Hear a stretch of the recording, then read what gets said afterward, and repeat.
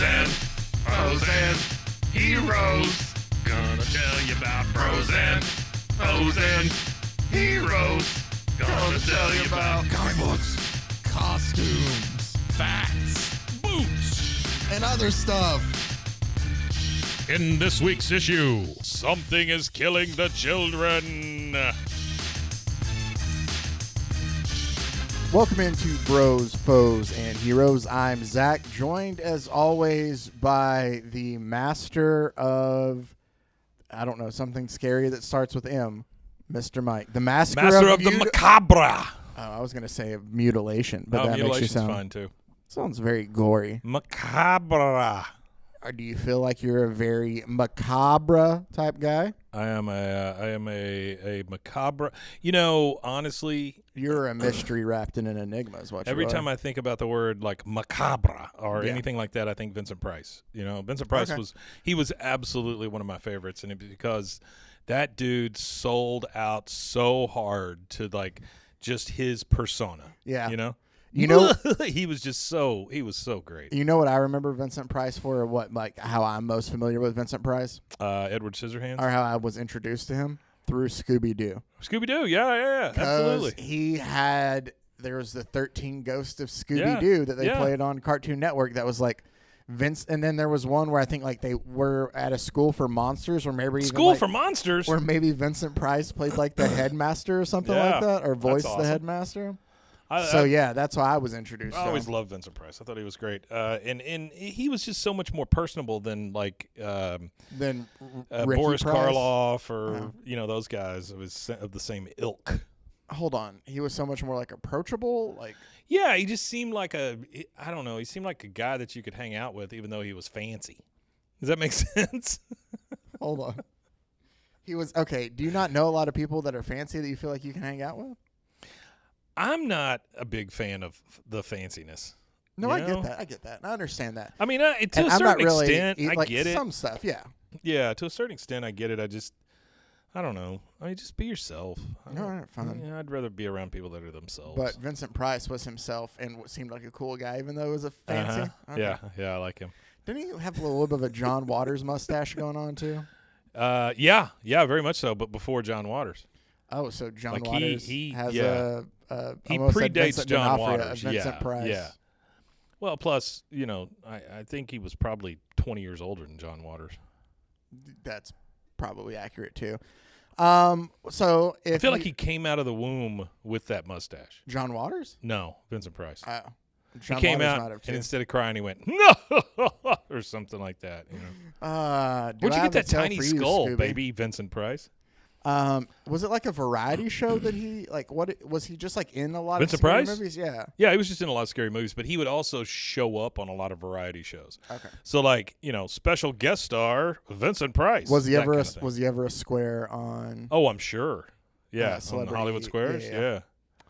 Well, Circle gets the square. So we are kicking off the month of October. My favorite was we're done. It was almost said, dang it. I forgot the joke I was going to make. So for this month of October here on Bros, we talked about it some, but we're going to focus on some more horror-themed comics. Next 2 weeks, things that are good or people consider to be really good. But don't worry, I'm going to hunt down some kind of ridiculous stuff for us, hopefully, as well. I switched things around. It's got to be a Vincent Price comic, right? He's probably got to be in one. There's got to be one. I don't know if there's one specifically about him. All right, you keep doing that. I'm going to do this. Okay, I'm just going to kind of continue with our game plan of explaining what we got coming up. Sure. So I switched things around a little bit, moving Swamp Thing a little bit later in the month, but we do have Saga the Swamp Thing that we're going to get into. I'm going to read the first, couple issues or so of Alan Moore's run on Saga the Swamp Thing, and we're going to kind of dive into it. I know a lot of people really like that run for Swamp Thing, but also kind of break down and just take a look at the character some in general to explain it a bit more. So it'll be kind of like a Swamp Thing just overview some. And so what that did is that moved up Something's Killing the Children, and that is what we are going to do today. And we are going to focus mainly on, as I hold my copy up here, we're going to focus mainly on Volume 1, which is just the first 5 issues that we're going to go over today. Or I guess I could also put it up for everybody else to see of there right between us of Something's Killing the Children. Like so you don't have to look at mine. Love the art. Love the writing. Love it all. The creative team on it. Oh, it's beautiful. James Tynion, where they're Dell'Edera, which I might be saying that wrong, and I apologize. So same with Miquel Muerto. Muerto. Fantastic read. It's something that I'll tell you I bought about a year or two ago, and it's just been sitting on my bookshelf because it's something of like when I hear people go on and on about, man, this is good. It came out in 2019 is when it started, so it's fairly recent. But when they're like, this is really good, and they keep reading it, and it's a series that, as far as I know, I think issue 37 came out in June of this year, so it's still kind of ongoing. So what we're going to focus on they're is still killing the children. they're still something is. Sure. Not them, but something. I wonder if it's still the same something. I'm not going to give. We're going to look at the first adventure of the story here, essentially. By the way, it's just a small aside. Go ahead. Okay? Oh, did just you to wrap up the Vincent Price? Yeah, okay. I was waiting with bated Number breath. one, it says what was the cause of the death of Vincent Price, and usually when you click on those things, it gives you a long breakdown. This one, it says what was the cause of the death of Vincent Price? Yeah. Lung cancer. That's it. That's the entire explanation. No sugarcoating it. But then it also says, was Vincent Price a nice guy? And it says, as handsome as Vincent Price was, he was a far better human being. Ooh. But I hope people say that about me. He also, apparently, Steve Ditko, based Doctor Strange on him. Okay, I did. That makes total sense. That does make total sense, especially when you think of like how early, even now Doctor Strange looks. Yeah. And apparently Vincent Price did a bunch of comics with Elvira. Okay, that which makes is kind of sense. cool. Yeah, and then he had a comic book series called Vincent Price Presents. So maybe I'll pick out and I'll find a Vincent Price if you find Presents. one, that'd be great. We might move that to a Wednesday too. I love Vincent Price. When did they He's the come best. out? Did they come out before '86? Because I can kind of rope that into. I don't know. It's not really the Silver Age, idea. but I can rope it into a World's Finest Wednesday. I don't know. I got bored with it. Speaking of World's Finest Wednesday, before we dive into this issue, Mike, we have one that, oddly enough, there's, and I didn't put it together till right now, and this is going to sound awful. There's kind of a children's theme on this week's episodes. Lovely. Well, we're about to dive into Something is Killing the Children here, Volume 1, which was a Will Eisner, an Eisner Award nominee in 2020 for Best New Series. But on World's Finest Wednesday this week, Batman and Superman are dealing with the Mother Goose mystery. Oh, boy. And so I'll just tease with that. So you got to tune in Wednesday to figure out what the Mother Goose. There is an actual live goose that does make an appearance. I bet the old woman story. who lives in a shoe did it. So I'm not going to say anymore. Okay. Got to wait till Wednesday. All right. So let's get into Something is Killing the Children again with our October kind of horror theme. Spooky. Yeah, we're going to do things more spooky.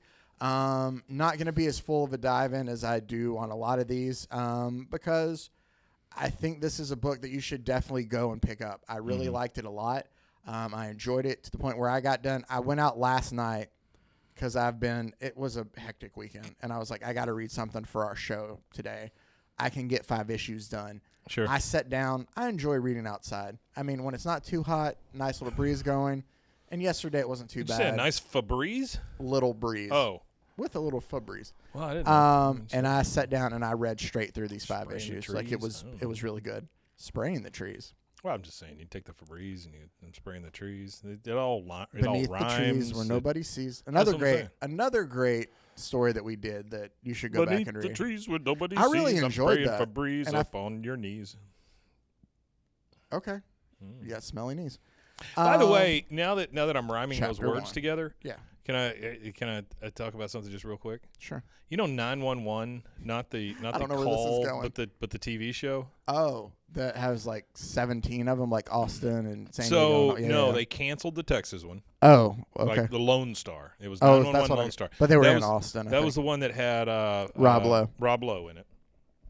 So Huge comic book fan, Rob Lowe. they're doing I a don't new spin-off of some kind on these 911 things, and it's Okay. what's his face, Ryan Murphy, right? And I always have a chip on my shoulder about Ryan Murphy because I think he has too many characters, too many storylines. I think he tries to outdo himself every time, and it turns into just muddled garbage at some point. Okay. So, but the 911 thing, I've never watched it because it looks terrible, but I went onto my Roku the other day. Yeah. And, they always put a little ad next to the channels. Yeah.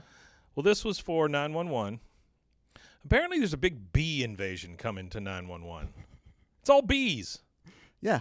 So you cancel the one about the state of Texas with Rob Lowe. Because you had to make room for the bees. And you replace it with nothing but bees. There's so many bees. There is a villain.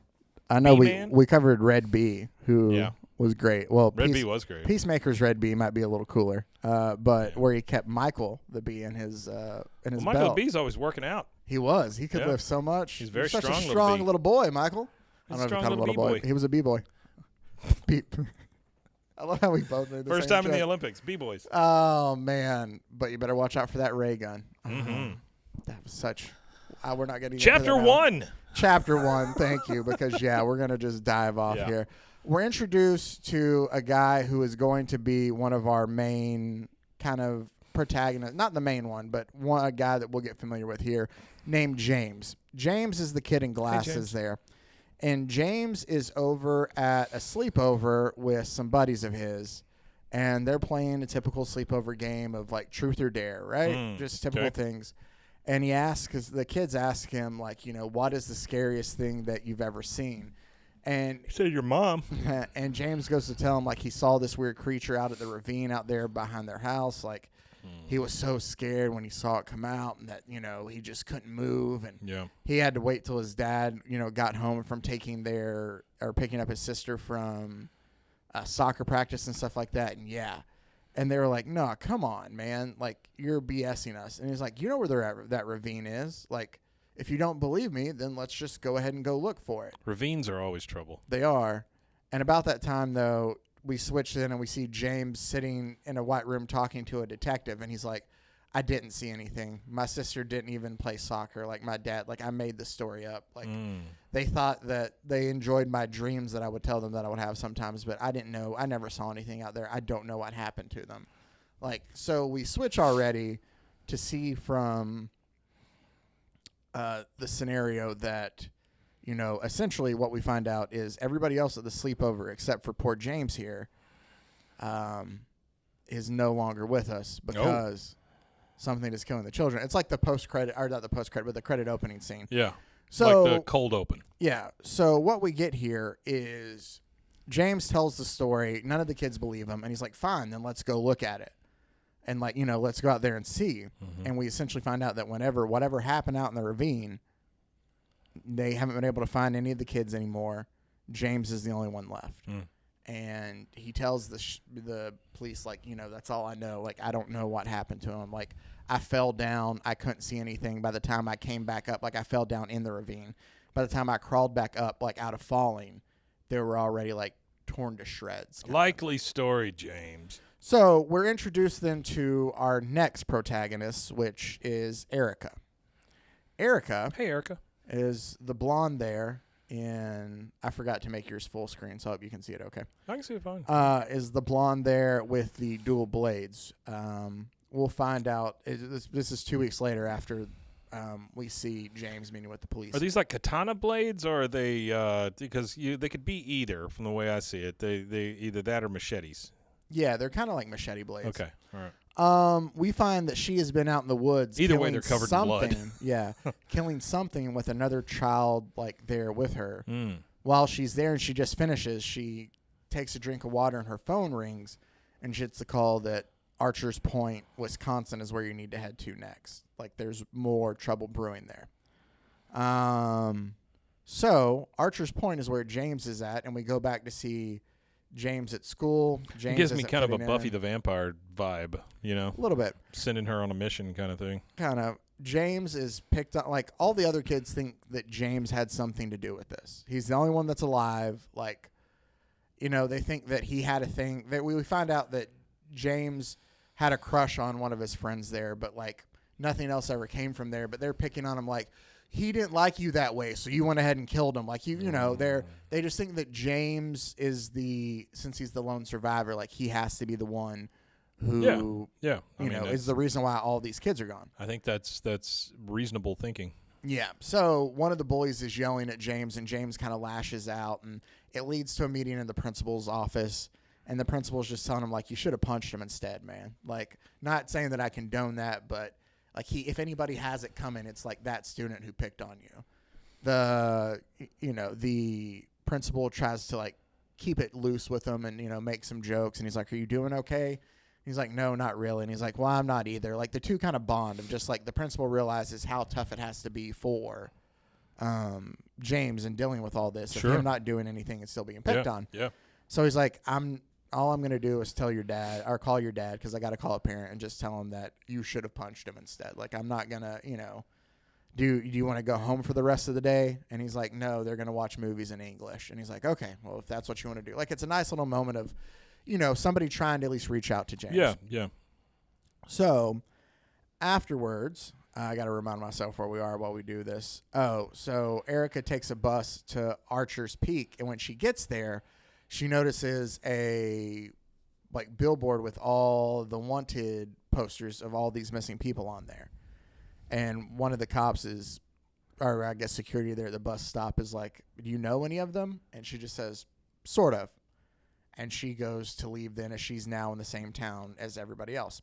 What we have here is essentially, I'll just tell the story as it goes through. Yeah. James on his way back to his dad and his sister and him are living in a hotel. Okay. Since all of this happened at their house, they don't have anywhere to stay. It's a crime scene, so they're living out of a hotel. His dad tells him he's going to be a little bit late. He's got to swing by the house, pick up more clothes for them and stuff. Call the cops to let them know, like, hey, this is what I'm doing. And so James is listening to this message and while he's walking to the hotel, and about that time, he gets done listening to the message, and he hangs up the phone, and Erica's there. And Erica essentially is like, hey, you're James, right? Like, you're the only one that's left of, the kids that were there. And he's like, yeah, like, I told the cops everything that I knew already. And she's like, well, you can tell me anything. Like, no matter how weird it is, no matter how out there it is, I promise you that whatever you tell me, I'll believe you. She got some raccoon eyes. She does. But she's a bit of a badass too. Well, I didn't know if that's from lack of sleep or whether it's maybe, almost or part if of it's a costume kind of thing. Well, a lot of times her hair falls over one eye. Okay. I don't know if it's a lot of makeup. I'm assuming it's a lot of makeup. She has just a real cool look about her. If it would have made sense for you to wear a bandana to cover your mouth, but we just want to be able to hear you to fit in for this episode. Anyway. And so James kind of breaks down and he's like, okay, he believes that she's going to, understand or listen to whatever he has to say. And that's where we see that it's this thing in the woods is just torn. He tells the story of I went and I saw this giant, monster essentially just kill my friends. Right. So there it is. That's what he tells him. That's what I saw out in the wood. When I came out of the ravine, that thing was tearing him apart. Had ripped one in half, had torn the it's just eviscerating. The thing is frightening looking. Yeah. Oh, it is. Yeah. It's a very frightening looking thing. And she's like, okay, I got to zoom in a bit. I can't see from here. And so she's like, her phone rings. I'm sorry. I forget where we are in the story. Anyway, essentially, James asked Erica, what are you doing here? Do you know about this? You don't seem fazed kind of in a way. And she's like, no, I'm somebody who fights things like this. And she goes, and I'm going to do just that. If you'll let me, I'm going to fight this monster and kind of get rid of it. And James asks, can I help? So James wants to go ahead and be a part of this then too, now that he has reassurance that monsters are real. We're introduced to another character that just works for kind of our story that we get into. Okay. And that is a guy by the name of Tommy. We see that his sister, I can't remember her name right now. Sarah, I think. Sasha, it'll come up again here later. Is one of the children that's not the ones that disappeared with James, but she's part of these kids that have been missing from around town. Okay. His mom, he works at a local Applebee's knockoff. I think it's called Apple Beans. Apple Beans. Yeah. He's a manager there, and His mom. It's hard to believe that an Applebee's can go out of business, isn't it? It could. Well, that's brought up, but I mean, that's what happened in our town. it did. Well, it calls that in this book. It actually calls that they're all going to go out of business eventually. Well, do you think? And I'm sorry, this is not about the story. It's but because the one here had to step down in the middle of the entire restaurant. Is it Chili's here and then Applebee's here? Yes. Is that the way it works? Yes. Okay. Chili's is way further up. Chili's is way further up than Applebee's. Applebee's. Applebee's is dollar store. Chili's is Kmart. Yeah. Is that about right? Yeah. Okay. All right. That's how I feel. Just trying to understand. Hot. Now, I will say I Applebee's do fix. like the Applebee's commercial with Dan, whatever his name, the coach of the Lions. Have you seen that one? Dan Campbell? Yeah. Have you seen No. that? He comes and takes their order, but he's got a clipboard, and so he's reading things like this so you can't see his mouth while he's doing it. That's funny. It's just very clever. It was very good. Yeah. That's I like funny. it a lot. And And I hate commercials, but that I was thought you good. were going to say, and I hate the Lions. And I Did you hate- see that? This I is I random. hate boneless wings. This is random, but did you see where he got doxxed? Like they Dan Campbell? Yeah, back after the playoff loss, a kid in his daughter's grade, who had gone over there for projects. You and said stuff grade. Like that. Grade, like his daughter's. Okay, still in I'm high sorry. school. I thought you said grave No, at first, and I was like, grade. oh my God, somebody's in Like his daughter's school. grave. Yeah, that'd be weird. Yeah, I got you. Okay. But went to school with his daughter, just straight up on Instagram, then posted his message or his address? Yeah, it was like, hey, my God. let's go tell this guy what we think. And so they had to move. The Campbells had to move. Oh my Lord. Because people their daughter they weren't there. He and his wife were still out on the West Coast. Yeah.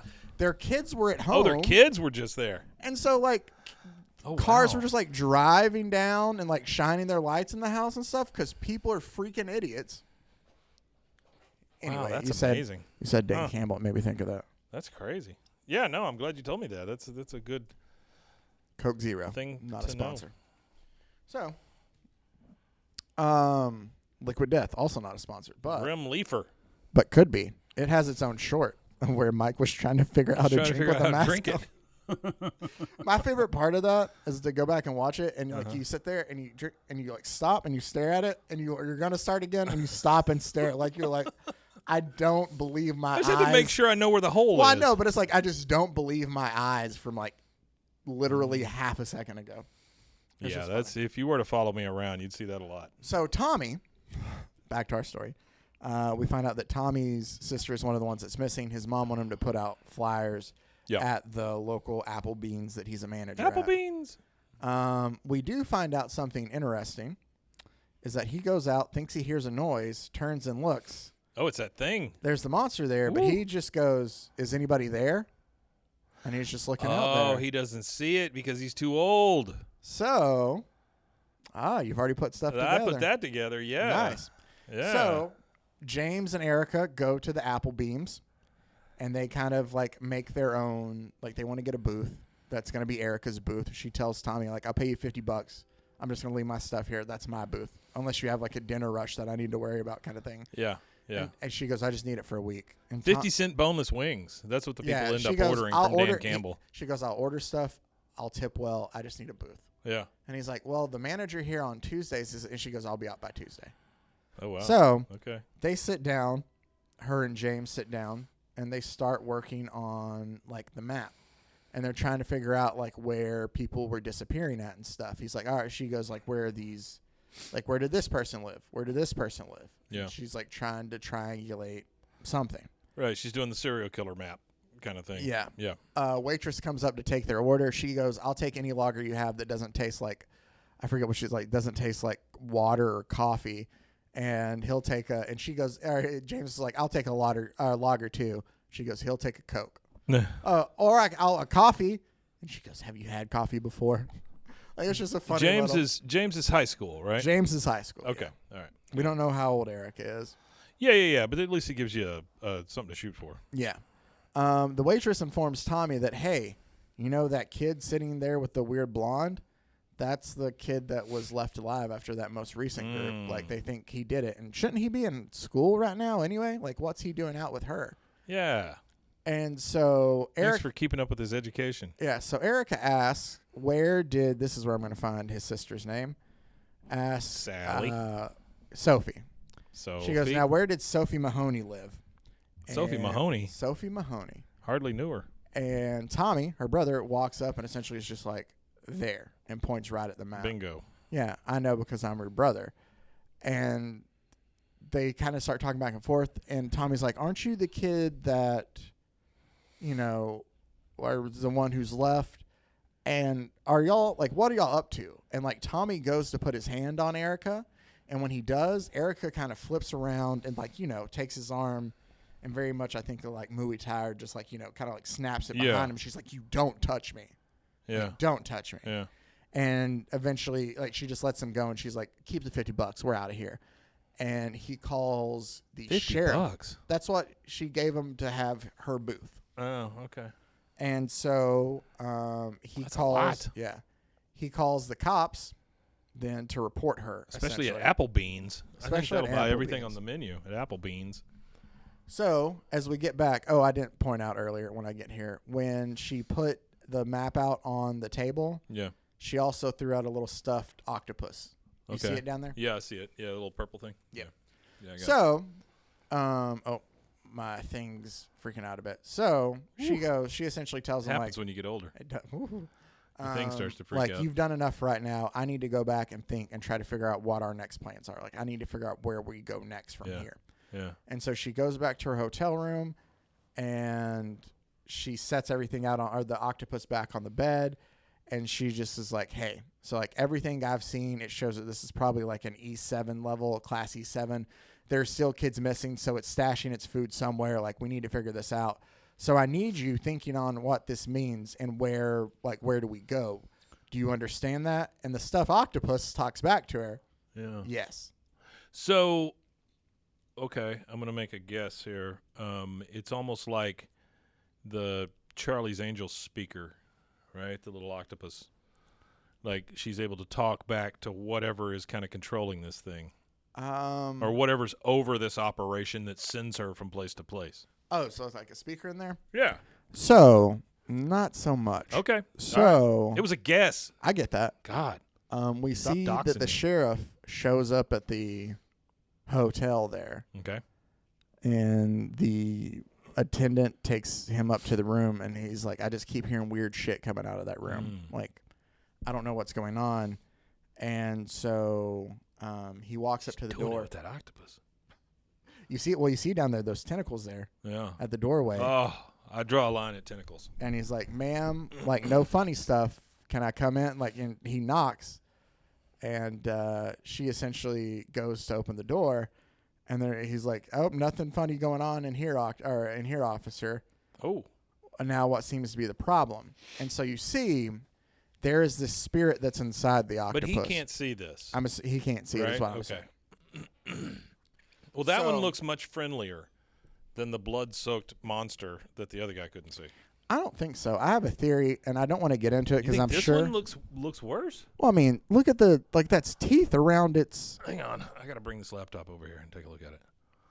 Oh, yeah, okay. All right, so it's like coming out of almost like a Venus flytrap. yeah, Venus flytrap kind of thing. Yeah. Huh. Okay. So, Oh, sorry, that takes us to chapter yeah, what was 3. that dragon thing that we just saw there? So they all Oh, have look at that. a tattoo on their arm. Yeah. You'll notice. Yeah, okay. What happens is the cop ends up taking Sophia in. Taking Erica in. Okay. Sophie was Tommy's sister. Yeah. Before we get there, Tommy's essentially deciding that he's going to do something about it. Like, he thinks the two of them have something to do with Sophie's disappearance, too. Okay. We don't know what that means. We do see, though, that the cops are holding Erica, and we find out her full name is Erica Slaughter. We also know we're in Wisconsin. At Archer's Point, I think, is where this is all taking place. Well, you said Archer's Point. I didn't realize it was in the... And he goes, that can't be your real name. And she's like, well, it's on there. And he goes, yeah, this is also made of paper. Like, you just printed it at Kinko's. He goes, you didn't even take time to laminate it. And she's like, well, like, she just does not care. She just, while he's doing all this, she's like, who was the first one to disappear? And the cops, Sheriff Joe Kavanaugh. Sheriff Joe Kavanaugh? It's just like, hold on, like, you're the person we're interrogating here. Like, what do you mean? And she goes, eventually, you're going to get a call from somebody, and they're going to tell you that you should let me go. Yeah. and that you're hindering me from getting things done.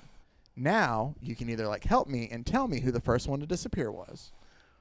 You got to put or- yourself in the sheriff's shoes. No, here, I know, though, and that's you what, know? and that's kind of like he's like, okay, sure. And about that time, one of his workers comes in and goes, "We got a call for you." And he looks at Erica and goes, "Is this you?" She goes, "Or no, I'm sorry." He looks at the guy and goes, "Does it involve her?" And he goes, "No, but it's not good." And that's when we find out that there's been another attack of a sleepover of girls. And it's the same situation kind of with James. Yeah. And it's like 4 or 5. They're all just ripped to brutal, shreds kind of thing. Yeah. And so he basically tells him, like, our sheriff tells Erica, like, don't leave town. Like, I'm letting you go for right now. You weren't there, obviously, to do this. But Boy, like, he has a sheriff mustache, doesn't he? He does. That's a big old bushy fucker. Like, don't leave town. And he does tell her, though, where the first person that was missing. He tells her, like, we thought it was so-and-so. I can't remember the girl's name, but we thought it was this girl.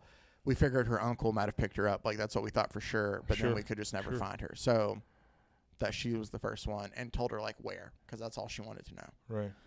Right. We find out that James has been waiting outside the police station for Erica to get out to help her, I guess. And the two of them kind of have a little bit of a fight because James keeps wanting to help, and Erica is eventually like, you don't want to. Like, at some point in time, like... Well, she's trying to protect him, honestly. Exactly. Yeah. She thinks he asks too many questions. He's just trying to help, but she's just trying to protect him, as you said.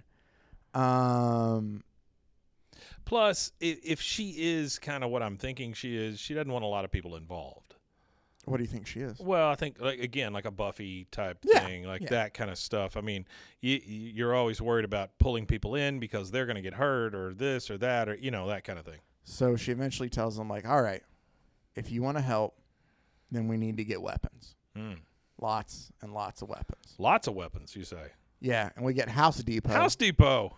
I love it. I do like this. The guy's, like, telling her about this, like, trying to sell her on chainsaws. And I really laughed at this part. And he's like, hey, these new ones, like, as soon as you drop it, it turns off so you won't go and, like, hack into your own leg while you're doing it. Man, I have one of those old models. You sit there, drop it. The thing's not going to quit cutting through whatever until it runs out of gas. And he goes, and it's going to cost you, like, this amount of money. And she goes, okay, how much for the models, though, that will chew through anything? That won't stop until they've run out of gas. Yeah. And he's like, what? And, like, they have a moment where, like, he looks in kind of their cart and sees, like, a pickaxe. Like, James comes by with, like, shears, and he's like, these look like they could cause damage, and, like, tape and gloves. And just kind of, like, looks down, and he's like, they're over here. Like, Yeesh. he just, like, I just thought that was kind of funny. Yeah, it is kind of funny. So they are loading up because they're going to go battle these monsters. You ever used a chainsaw? Yeah. Yeah. Have you? Yeah, definitely. It's a little anxiety inducing. It can Smidge. be, yeah. Especially those long ass ones. The ones that have the big long blade, Yeah. like the super long blade. Like Yeah, those guys using the freaking chainsaw log and then run into the stream or whatever contest they have. Where they're all chainsaw log and then run into the stream contest. Well, what I I'm remember saying. on, like, the spinning logs. Yeah, that's what I'm saying. Yeah, they jump on It a was log on, like, and it ESPN spins. 8, the Ocho. Yeah. Then they have to cut it while they're running on it, and Well, no, they all don't that cut the stuff. part. It's not like a Looney Tunes where they cut the part they're standing Oh on. no, and that's they fall exactly into what the it is. water. Yeah. Real life One of them Looney Tunes. realizes they're on it. They sink. I mean, But he runs fine until he realizes. Right. he's He there, realizes. yeah. Oh, and then he's just blump. like, he stops and he just feels the ground around him and Right. realizes nothing. And then a little falls. sign comes up out of the water that just says "help." Yeah. It just bubbles. Pop, pop, pop. Whenever they pop, it screams. Tommy has gone and visited his dad. Yeah. But only reason is to pick up a gun that he has there, and it seems like Tommy Holy shit! These people are arming to the teeth, aren't they? is up to something nefarious. Something's killing the children. Yeah, and Tommy thinks that it's Erica and James, and he's gonna finally get, he's gonna deal with that. The sheriff and his You know what could have stopped all this? not having kids. Boy Scouts. They could have just all joined the Boy Scouts and gone out on a little retreat. It would have been fine. You're right. God bless the Boy Scouts. The sheriff and his older don't brother, who is the coroner there in town, Yeah. are looking over the new crime scene and talking about just how awful and Is the coroner one popping bubbles there with his bubble gum? Yeah, he's like, dude, can gross. you not do that? And he tells him, he's like, hey, you're the one who wanted to be coroner and told me we would have nothing but like saving cats out of trees and stuff in this small town city. I've been dealing with all these kid murders that I've had to be the coroner for. I don't like that trope where like the coroner is always like, death, screw it. Who cares? I'm going to eat my Chinese food off this guy's chest. I get this point because he's just like, this isn't what we signed up for. It is. Oh, sure. Yeah. No, I get that. It's just the bubble gum is bothering me. No, I get that. Because every time you blow the bubble, you get a little death on it. So while he's talking to the coroner, the sheriff comes in and tells him, like, there's a phone call for you. Yeah. And he's like, what do you mean? Like, why? And I tell him I'll call him back.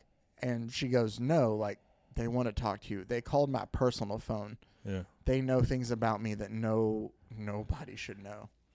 And he's like, all right, let me talk to him. And it finds out that that's the call for Erica. But Erica's already gone. Yeah. But as you can see there, he has the... he has the tattoo? The guy on the phone, not the... the guy on the phone. Okay. The guy on the phone also I'm just has looking at panels here. Yeah, I know. Also has the tattoo. And I love the cop goes, are you the one in charge of Erica? And he just says, nobody's in charge of Erica. So we get back to where James and Erica are heading out to the woods. They're going to do something. And essentially Erica tells him, like, no, I'm going to go fight. Bad when you said You're going to... I know. I'm going to go and fight. You're going to stay back and be safe. And James just kind of loses it. Like, no, I can't do that. And she goes, okay, fine. I'll make a deal with you. If it's something that I think it's going to be, and we get there and it's that, under no circumstance am I letting you in there. So if I tell you, you have to go. Until then, though, like, we'll go there and just see what it is. Right. So she sets everything down. As they get ready to head into the woods. And I forgot to say, the sheriff had sent one of his cops to kind of like monitor them and watch them and see what they're up to. I mean, that makes sense. Yeah, so that's who was there kind of watching and being like, what are these guys up to? You got a bunch of dead kids. Yeah, and he radios back to the sheriff and goes, hey, sheriff, like, I see them. They're heading to the woods. You want me to go ahead and follow after them? And the sheriff, after getting off the phone with, whoever that was, goes, no, we're good. Let them be. And the guy's like, wait, what? No, I didn't drive all the way out here just to not, do something about it. Not do anything about it. Yeah, yeah. So he gets out of the car, and he's going to change into, like, he's wearing, I guess, like, cowboy boots or something. He's changing into mud boots so he can, like, go hiking out through there to follow him. Sure. And as he goes to his trunk to get something, Tommy shows up and just, with the butt of the pistol, smacks him across the back of the head. So they set everything aside. It is what Erica realizes it's going to be. She tells James to stay out here and, like, don't, where does it say? I'm not. She really should be a raccoon, though. Oh, she goes, all right, now go. Like, don't stay here, go. I'm not asking, I'm telling you. Like, get out of here. And she gets ready. She puts on her. Oh, man. Yeah. She puts on her little bandana with the teeth. Gets her chainsaw out ready to go, breaks some glow lights, and she's headed into the... Are we already on 5? It's the cave, yeah. She's headed into the cave, and she just sees this mangled mess of just bodies and stuff there in the cave. Oh, there it is. And behind her, she hears Tommy, who's like, where's the... I can't remember what she says, but essentially Tommy's like, you're not getting out of here. You're responsible for all this. I'm going to stop you. Mm-hmm. And she goes, Tommy, I need you to get down now. And that's where he says, not a chance. But she's obviously asking him to get down. Yeah. Because she wants to she battle can see the monster thing behind him. Yeah. Tommy can't. Yeah. And so that's where we're now going to get into the final issue here of Volume 1. Oh. Chapter 5. It is a lot of battle, and it is awesome. While he's out there, he's starting to have, like, memories. While James is out there waiting, not going in, he's starting to reminisce about, like, everything that happened with he and his friends. Because that's the thing, like, they're his friends. Like, he misses them. Yeah, sure. He wants to do something to kind of, like, I don't, like, feel like he did something to save them in some way. Yeah. So while he's out there waiting, though, We get flashbacks between that and Erica fighting this monster. And I love how obviously, since Tommy can't see it, he just sees like the air with like blood dripping out of it after she stabs him and stuff. So he's very thrown off after she stabs the monster. Sure. So he's very thrown off by everything that's going on. I wonder why she can see it and he can't, though.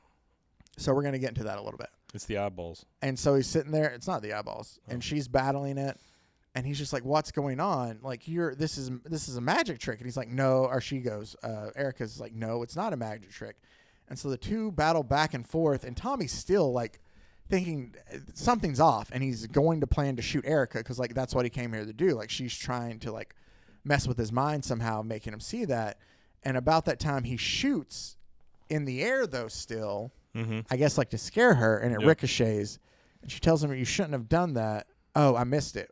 While James was outside thinking about how he wanted to stick up for his friends, the octopus starts talking to James. Oh. And the octopus tells James that Erica left him out there because she knew he couldn't handle this. That the octopus didn't know why she brought along such a weak little child. Oh, wow. That was just going to be food for the monster they were hunting. And he's like, I'm not weak. And she's like, that's why she left you out here then. But now you left her in there all alone just to die. And you could have done something to help her, but you can't. So James runs in after that. Well, the bullet that Tommy shoots up, it ricochets off. Mm-hmm. And it hits James. And so now James is shot as he was entering the cave to help them out. So what happens is essentially... well, I guess the monster dealing with some wounds that it's dealt with has kind of gone off. They're dealing with James that has been shot now by Tommy. Tommy trying to do whatever he's doing has only made things worse and ended up shooting, James, ended up just adding more to the problems of Erica trying to kill this monster. They find another girl still alive. They see Sophie, who was Tommy's sister. He finds her body there and realizes that she's been dead.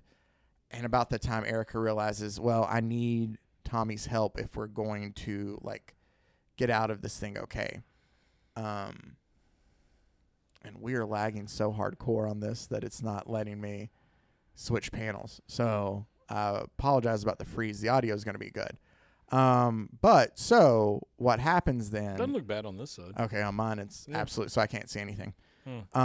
What they do, so I'm just going to have to base it off what's up there. No, it looks good. Oh, there we go. So she essentially takes this thing of, I'm trying to see, Tommy's freaking out because of, there it is, because of him just shooting James. Mm-hmm. And so she's like, Tommy, I need your help. I need you to be able to see this. So she takes out a piece of gold.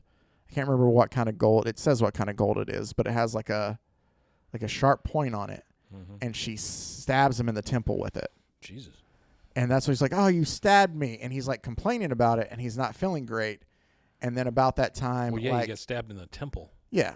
And then, well, I mean, worse could happen. Right? I'm just saying to make you feel bad. Well, and then he gets a flashback of all these other people with the bandanas sitting around with stuffed animals in front of them. And then Tommy can see the monster that's in front of them. Oh. And so he essentially tells like Tommy, like, hey, you're going to take James here, and you're going to take this girl here we found, and you're going to get out of here while I deal with everything else, and you're going to get help. Because all you can do right now, all you've done is made things worse, but you can save like these people's lives here. And so Tommy does that, and he grabs them, and he takes off running, and he heads outside. And Erica then works on taking care of battling the monster there. I have to look over here while we do it because it's not catching up on mine. So she deals with battling the monster. And a fight breaks out. Those are between really cool panels. Oh, it is. I love the art in this. And so it's the two of them fighting, and Tommy is able to go out and find the cop that he hit, in the back of the head. Mm-hmm. And he's woken up now, so thankfully. And he's like, hey, like, we need help. Like, this kid's been, he's been shot. She was part of the party. She's alive now. Like, we just can't. And, like, Tommy kind of passes out himself from all the exhaustion and everything. Mm-hmm. And the cop is taking them in, and he tells them, like, hey, we got 3 coming in, like, prepare, like, the beds. And he goes, something weird is going on out in that woods. And about that time, Erica comes out, and we see her pass by her bag, and the buzz goes off again. And she essentially says, like, all right, I did it, but you didn't tell me everything. Like, that wasn't just a regular monster. That was a mother in there. Oh. Like, it was feeding. Like, it was trying to give, like, that was a den you sent me into. We have more problems than that going on. I'm trying to read this, and I can't hear. You know what I can do? I have the book in front of me right here. There you go. That would help out. Now we're talking. Yep. And she says, I did what I had to do to save 2 lives. I'll deal with the consequences. Talking about having to use the gold, I guess, to make Tommy be able to see. Sure. And she just, no, you listen to me. You didn't classify this correctly. That wasn't a food stash. That was a nest. And she's like, no, effing listen. It was a mother, Aaron. Like, it had children. Those children are out there now, and they're hungry. If this town is going to survive, we're going to have to kill them and kill them fast. And that is where Volume 1 ends. Jeez. Of Something's Killing the Children. Of nice where cliffhanger there, buddy. Well, it is. It gets you into to be continued. Yeah. I told you that that's a cool story, though. there's that's just 5. There's like 32 other issues out there, Yeah. so where it dives into Yeah. it more. There's a whole, like, they did a one-off called House of Slaughter, which I assume deals with, I think that Erica's like from a family of kind of monster killers in a way. Mm-hmm. So the stuffed animal, from my understanding, is there's like monsters that possess those little things. And so I'm assuming that it's monsters, like, I don't know if they're doing good or if they're like getting help from the monsters that possess these things, and if they're still not like trying to, like, they're still monsters at heart, because the octopus obviously sent James kind of into his doom there. Yeah. But that's what the spirit was in there that I was able to put together. Okay. I think that bunny behind your head has a spirit in it. Yeah. See? So, I don't know. I didn't have anything there.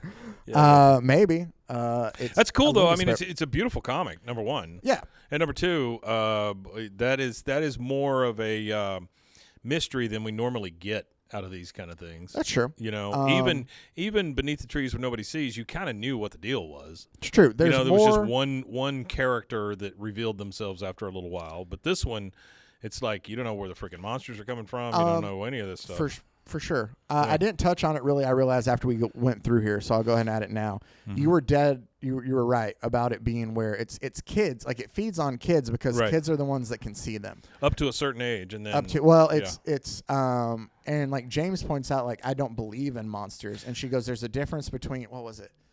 There's a difference between believing and being eaten." Well. It was like adults obviously knew better, but kids, even though if they didn't believe in them, they still had a little bit of skepticism. That's what I was going to say. I'm assuming that these monsters are feeding off of their naivete or their young eyes, before they get calloused, before they lose interest in all that stuff. So any kid that could still have an imaginary friend, that kind of thing. Exactly. Yeah. So there you go. That is volume 1, but of it's very good. Something is Killing the Children. I will keep reading this. I really enjoyed it. It's a great read. I just want to read the other 400 episodes. Well, there's only 32 issues. Oh, 32. It's not that bad, actually. That was close. The library has them all. $1. Coming up on Wednesday again, we have the Mother Goose mystery. Nice. With Batman and Superman. A quick little story to get into that is absolutely ridiculous and funny. And I think that it'll definitely be up Mike's alley there. So we have that for sure. As always, thank you guys for taking the time out to listen, even to the more serious ones that we do. I promise that we'll have more ridiculous coming up. Make sure to check out the Rogue Media Network family of podcasts. This is me getting ready to say this. Okay, see? Like, only the people on the video can see this, how serious I am about this now. RogueMediaNetwork.com. You do get very, hey, slow jam in the news. Hey there, ladies. So don't forget to tune in back on Wednesday as we will cover some Silver Age shenanigans, and you get more of Mike and I. So who can hate on that? Oh boy! But until next time, stay safe, everybody. Golly God, folks. Frozen. Pros and heroes. Gonna tell you about pros and heroes. Gonna tell you about.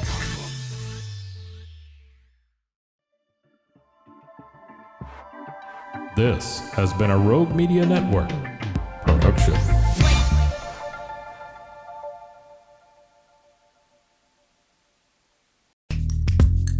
Are you a podcaster? Let's talk podcast hosting. Are you tired of your current podcast host? Need real support in a community that gets it? At Rogue Media Network, we offer top-tier podcast hosting services to help you thrive. From hosting and distribution to dedicated support, we've got you covered. Starting as low as $25 a month. Join our community of passionate podcasters today. Contact us at hello@roguemedianetwork.com.